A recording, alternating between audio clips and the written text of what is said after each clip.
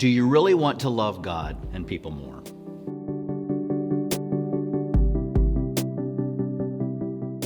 School was a drag for me. It was a necessary evil I endured until recess. My favorite part of school was getting out of school. No more pencils, no more books, no more teachers' puzzled looks. My disdain for school pummeled my grades. I remember begrudging the dreaded parent-teacher conference. Sometimes it was so bad I was actually asked to stay in the car. My parents often returned from the principal's office with my report card in hand and shaking their heads in utter disappointment. Yes, my grades were substandard, but more poetically, you could say that they were oceanic. They were below sea level. To help my ADD-stricken brain, sometimes the teacher would emphasize content that would later appear on the test.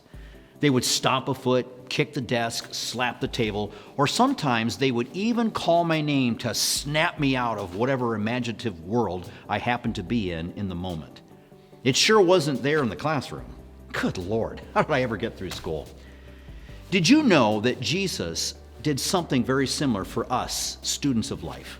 Jesus, being the ultimate teacher, came to earth and boiled down the entire law into a bite-sized, digestible chunk that dolts like me could understand. It was like he was saying to the entire human class, this will be on the test, pay attention. We find his brilliant summation of the entire Old Testament scriptures in Matthew chapter 22, verses 34 to 40. In the preceding verses, Jesus is engaged in kind of a theological debate with a religious sect known as the Sadducees. These and other heady-minded religious leaders assembled to contest Jesus' teaching. This engagement unfolds as follows. Hearing that Jesus had silenced the Sadducees, the Pharisees got together. One of them, an expert in the law, tested him with this question, "Teacher, which is the greatest commandment in the law?" Jesus replied, "Love the Lord your God with all your heart, soul, mind, and strength. And the second is like it, love your neighbor as yourself." And all this is a complete summary or synopsis of the law and the prophets. All of them hang on these two commandments. You see, in just a handful of verses, Jesus, who is the master teacher, summed up the message of the entire law into one word, love. Jesus explains that love is to be directed upward toward God and then outward to humanity. I am so grateful that he made it simple. I like simple. How about you? In my years of studying the Bible, I have discovered that thousands of verses can be read through the lens of loving God and mankind. As a result, I've devised a method that has helped me understand how to intentionally read and spot these verses and apply them accordingly. I call it the crossbeam application. As you know, the cross has two beams, one vertical and the other horizontal. The vertical beam represents verses that teach us to love God with all of our heart, soul, mind, and strength. The horizontal beam signifies verses that teach us how to better love our human relationships. The cross then is really the perfect symbol to remind us how to read the Bible.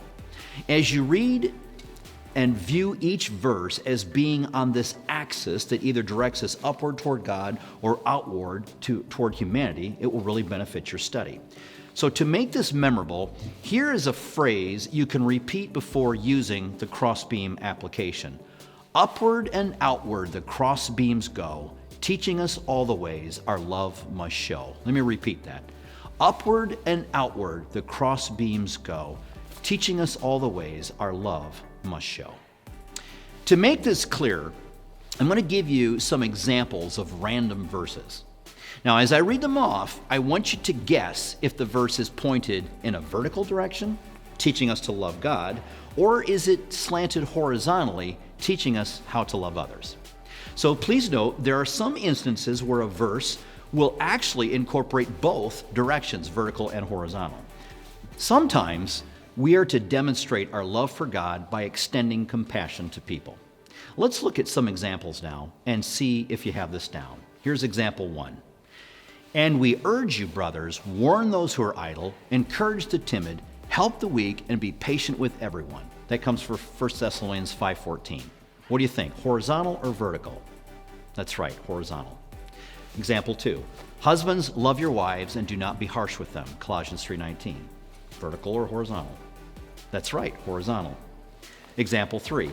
Whoever has my commands and keeps them is the one who loves me.